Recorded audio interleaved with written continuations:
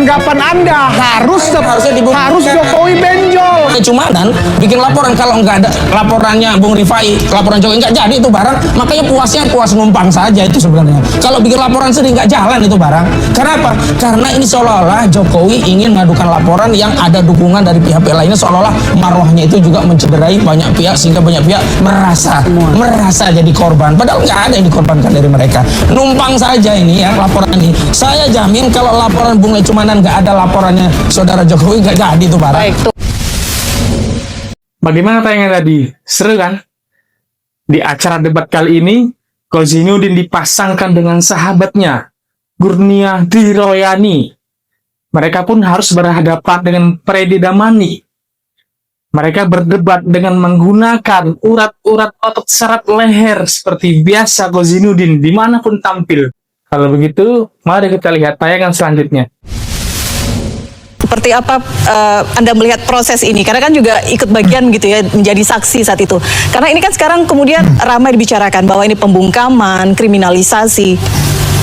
Ya, saya menambahkan Bung Rifai sedikit ya mengenai advokat. Sebetulnya contohnya banyak sekali di tim beliau-beliau ini. Kurang keras apa Bung Ahmad ini menghina Pak Jokowi.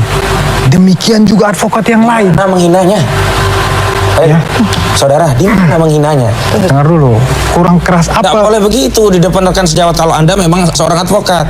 Iya, itu tuduhan. Dengar dulu, makanya saya mau Di jelasin. mana menghinanya? Saya mau jelasin, dengar dulu. Kurang keras apa? Pilihan kata Anda lah. Kurang Biar saya mau tanya. Iya, Di mana menghina? kurang keras apa beliau ini di dalam melakukan pembelaan? Saya ulangi, penghinaannya di mana? Anda kan sering mengatakan yang tadi aja sehina-hinanya, serendah-rendahnya. Oh, itu saya mengutip Ya, Jokowi. makanya jelaskan dulu, saya dengar dulu, saya menjelaskan. Enggak, saya menghina Jokowi di mana? Ya di narasi-narasi Anda. Narasi yang mana? Dengarkan dulu. Jangan Cak, sampaikan saja, saya mendengar, saya bukan tuli loh. Iya, Anda Dari itu mana? sering sekali. Saudara jangan menghina-hina saya. Sering Korup. sekali. Iya, nggak apa-apa. Sampaikan saja, yang mana? Banyak sekali Jangan video-video. bicara banyak. Saudara sebutkan. Banyak sekali Jangan video-video banyak. Anda yang menghina Pak Saudara, Jokowi. yang mana? Sebutkan. Banyak sekali. Saya tidak banyaknya. dilaporkan oleh saudara Jokowi. Harus detik. Makanya biar dengar dulu, biar saya Makanya saudara jangan menggunakan contoh saya. Cari contoh yang lain. Satu-satu. dengar dulu makanya. Baik, Saya sepil saya katakan sekali lagi, saudara. kurang Baik, keras tarik sepil apa saya. dia ini menghina Pak, tetapi tidak ada ditersangkakan. Oh, Anda maunya saya ditersangkakan? Dengar dulu, Bung. Saya mau kasih contoh. Kalau kayak gini, Mbak Elvira. Anda cari analogi yang Ngawur lain. ini. Saya tidak Terserah saya, ini hak saya Ya sudah, bicara. terserah mengkonten Oke, Anda. Gitu loh. gantian. Nanti Oke, Anda gantian kasih ya. contoh saya, terserah Anda kalau mau. Oh iya, termulia. Itu loh. Baik. Ini jongos Nah, Jokowi. tuh kan. Nah, Karena saya sudah kembalikan, Anda memerintahkan ini jongos Jokowi. Apapun yang disampaikan Jokowi Oh. pasti akan dibela. Apapun narasi kebohongan mobil SMK, kebohongan 11.000 triliun pasti Oke. dibela. Nah, dia sendiri udah mengungkapkan. Itu yang mau saya sampaikan. Contoh ada di mereka ini. Gitu loh. Kalau bicara advokat, tetapi tidak tersangka. Maksud saya, yang disampaikan oleh Bung Rifai tadi, bahwa ya bukan dia bertindak sebagai advokat. Kalau dia bertindak sebagai advokat, tentu dia melakukan pembelaan atas nama kliennya. Yang tentu yang dilakukan penyidikan oleh penyidik.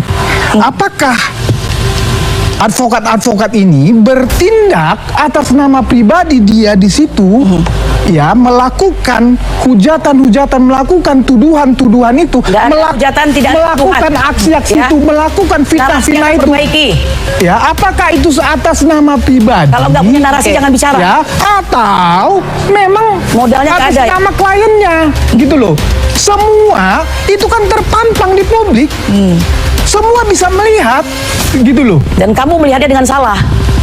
Oke. Terserah Anda mau mengatakan terserah saya Anda. melihat Jangan salah, hati-hati dengan perkataan Anda, tetapi ya. ini penyidik kewenangan. Ini dikembalikan ke pasal fitnah, pencemaran nama baik. Ada tidak tuduhan di situ? Artinya apa? Dari Sebenarnya 8 kalau kita ini, pencemaran pun saya 8 tidak ini apa-apa, tapi kemungkinan diselundupkan pasal-pasal untuk bisa menahan. Oke. 32 dan 35. Kemudian untuk Bu Kurnia ini diselipkan pasal Oke. 160. Padahal di putusan MK, ya, putusan nomor 7 Romawi 7 PU Romawi 7 2009 harusnya ada akibat yang sifatnya dari hasutan tadi. Makanya 3235 Undang-Undang ITE ya. Nggak ada. Itu Mbak Elvira, justru disitulah ya. Ini tadi kan ini Apa tadi? Bisa ditampilkan lagi ya Bukan, pasal-pasalnya. saya mau mengatakan ini justru tahapan baru, kesempatan bagi semua pihak, termasuk tersangka di sini, membuktikan semua narasi-narasi pembelaan-pembelaannya. Ya, apakah benar seperti yang disampaikan Bu Ahmad tadi? Tidak ada penghasutan di situ. Ayo, tampilkan kemampuan hukum terbaik, gitu loh. Semua tidak mungkin penyidik macam-macam di sini, tidak mungkin pengadilan di sini Saudara kan bermacam-macam. pelapor. Itu kan delik Gitu loh. material. Akibatnya apa dari penghasutan itu? Bung Delik Ahmad, material. akibat Apa ada orang ya ke Jokowi ditampar-tampar gara-gara penghasutan itu? loh, setidaknya di publik, Bukan setidaknya. tadi Anda sudah mengatakan di komen-komen saja. Ayo. Itu komen pro kontra itu biasa. Nah makanya setidaknya itu saja. Oke. Material bukan Baik. sosmed. Loh, Maksud saya apa ada yang ini dunia digital, Bu. Ada yang Jokowi bejol gara-gara hasut. Loh, itu kan anggapan Anda Harusnya dibuktikan. harus Jokowi benjol. Mana? Loh, hukumnya tidak seperti Itulah itu. saya lihat polisi Makanya Tunggu, Bang Freddy. Ada reformasi Polri, saya justru ya kecewa. Institusi Polri yang selama ini legacy di 10 tahun Jokowi adalah kriminalisasi. Kenapa di era Pak Prabowo legacy kriminalisasi itu kok sepertinya dipertahankan dengan cara apa? Setiap orang yang berbeda narasinya langsung dianggap itu sebagai pencemaran fitnah. Kalau dulu lebih ngeri lagi dianggap melakukan Baik. sesuatu makar dan sebagainya. Tapi hari ini yang paling seksi pakai ITE. Kenapa? Cari kulik-kulik kesalahan gampang, pasalnya cari yang paling tinggi agar apa bisa menahan. Makanya kita akan lihat besok kalau ada intensi penahanan berarti benar ini tahapan yang dilalui ini dalam rangka memenjarakan orang, bukan dalam rangka memulihkan kehormatan, bukan dalam rangka menghentikan orang, bukan dalam rangka menegakkan wibawa marwah di hadapan anak cucu setidaknya, apalagi di hadapan rakyat. Ini kita nggak bisa dicerdaskan dengan narasi seperti ini, begitu loh. Oke, tapi kan ancaman hukumannya memang pasal-pasalnya di atas 5 tahun. Jadi kemungkinan Nah sebenarnya kalau itu ada- fokus pencemaran fitnah itu di bawah 5 tahun, 4 tahun sama 9 bulan, gak ada masalah. Tapi kan Kami ada hadapi pasal-pasal kalau itu undang-undang pencemaran. ITE di Nah sini. ketika ada 32, 35, ya ada yang 12 tahun, ada 8 tahun, kemudian usus Bukurnia dan kawan-kawan di layer pertama ada 160, itulah yang kita lihat ini.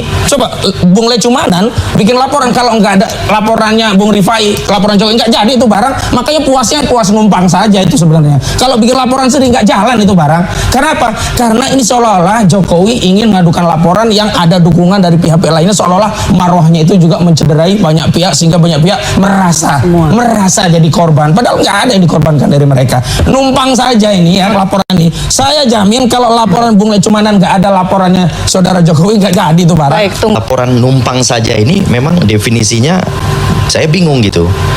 Karena jelas laporan kami inilah laporan yang pertama. Sebelum Pak Jokowi mengajukan pelaporan ke Polda Metro Jaya, kami sudah melaporkan ke Polres Metro Jakarta Selatan. Jauh, kira-kira hampir 1 bulan lebih. Kami duluan melaporkan terkait dengan 160 28 ayat 2 Undang-Undang ITE dan Junto 45A. Jadi artinya, ya kan, kami melihat awalnya kan memang ada dampak yang kemudian ada upaya paksa dari salah satu grup ya, yang datang ke rumah Pak Jokowi di Solo, memaksa untuk ditunjukkan, ya kan, dengan mengatasnamakan golongan tertentu. Nah, dari situlah kami kemudian menyimpulkan bahwa ini sudah masuk ke dalam penghasutan. Kemudian ada lagi yang terjadi di Malang. Ada peristiwa yang terjadi di Malang, ada pembakaran terhadap foto-foto Pak Roy Suryo. Itu yang kami lihat ini, wah, akibatnya sudah luar biasa ini. Sehingga menurut kami lebih baik kami segera menyerahkannya kepada pihak kepolisian agar segera diusut. Makanya kami melaporkan nama-nama Kaitannya apa tersebut. dengan pembakaran foto-foto Mas Roy? Ya, karena ada pro dan kontra sudah kan terkait dengan pendukung Pak Jokowi yang kemudian mengakibatkan ada pembakaran foto-foto Pak Roy Suryo di Malang. Nah, itu yang kemudian kami melihat bahwa ya harus segera dilaporkan kepada pihak berwajib daripada nanti melebar kemana-mana kan begitu. Jadi kalau dibilang numpang ya itu persepsi masing-masing ya. Apakah numpang? Karena saya nggak ngerti definisi numpang itu. Karena kami melaporkan duluan. Bagaimana cara yang menumpang? Kalau numpang itu kan harus ada laporan misalnya Pak Jokowi dulu, baru kami ngekor kan gitu kan. Itu baru numpang kan. Tapi faktanya kami melaporkan dulu. Setelah kami melaporkan 1,5 bulan kemudian baru Pak Jokowi masuk laporan Pak Jokowi. Oke.